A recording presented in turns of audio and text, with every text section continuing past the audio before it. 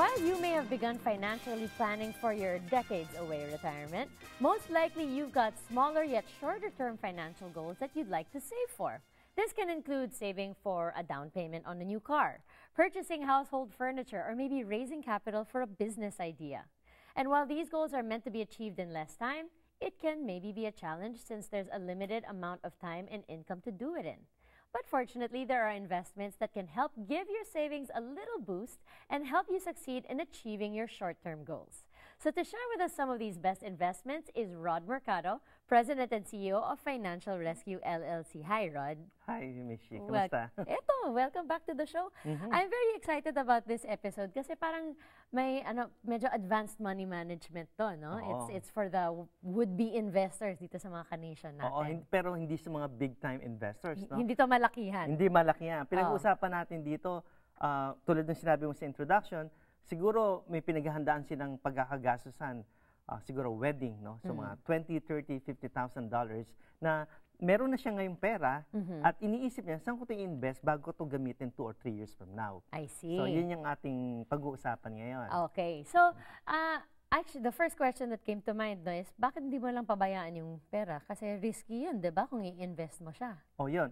Okay, unang-una, itatabi mo na lang yung pera mo, lagay mo sa ilalim ng kama mo. Oo. Pero risky pa rin yun, ha? Di ba? Pag nasunog yung bahay, nawala yung 30,000 mo. So, may risk pa rin yun. Pero hindi totoo na ang investments lahat ay risky. Okay. Kaya nga meron tayong tinatawag na pyramid, di ba, ng investments. Yung sa pinaka-base, yun yung pinaka-low risk investments. Okay. Yung sa apex na, yun yung mga high risk. Tulad halimbawa ng stocks. Stock diba? market, okay. Oo, yung currency. Currency exchange. So, namimili ka ng currency. Medyo high risk na yan.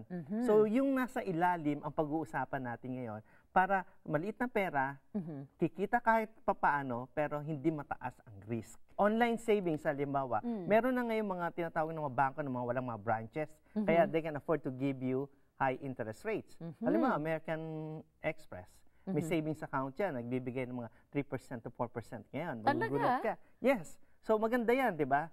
Kesa itabi mo lang siya sa isang bangko, sa checking account na halos walang kinikita. So ilagay mo yun doon. Talo ka na sa inflation noon, di ba? Kasi kung nandun lang siya sa bangko. Tama. Okay. So tama yung inflation. Ang gusto mo kasi, matalo mo man lang yung inflation. Kasi itabi mo yung 30,000 mo, walang interest na kinikita, natatalo ka sa inflation. Tapos paghugot mo 2 years from now, hindi na siya 30,000, mga 27 ang value na niya lang. is 27,000 na lang, di ba? Okay. So, another one is yung certificate of deposit. So, bibili ka ng CD, fix yung rate niya, halimbawa 2 months, 3 months, or even 1 year, sigurado ka at the end of the year, kukunin mo yung pera mo with fixed interest na stated dun sa CD, and then ma-withdraw mo siya. So, high liquidity rate. Again, di ba? So, yun yung mga isang pwede mong gawin. Okay. So, ano naman tong low-risk pooled funds? O, yung mga mutual funds na tinatawag. Aha. Okay, wala kang knowledge masyado sa pag-i-invest. Pero gusto mong kumita. 30,000 mo, ilagay mo sa isang mutual fund, may isang investment firm na magmamanage Sila yung hahawak doon. So, ang ginagawa nila, lahat ng pera ng mga individual investors, pinagsasama-sama yan. Pagkatapos, sila mag-identify kung ano-anong types of investments nila ilalagay yon. This one is a very interesting instrument for investing in money. Eliminate your debt. Ayun, ang pinakamali. Ito yung palagi ko sinasabi. Minsan, meron kang 30,000, kunwari na, for example, 30,000 pesos. Pero meron ka namang 20,000 o 30,000 na utang. Tinatabi mo yung 30,000, hindi mo binabayaran yung 20,000 o 30,000 mo utang. Kung ako may 30,000 na utang, babayaran ko yung 30,000 na pera, I mean. Babayaran ko yung 30,000 kong utang. Bakit? Kasi yung interest nun ang taas di ba? 18% usually, di ba? Sige, sabihin na natin, merong iba dyan nagbayad ng mas mataas na interest.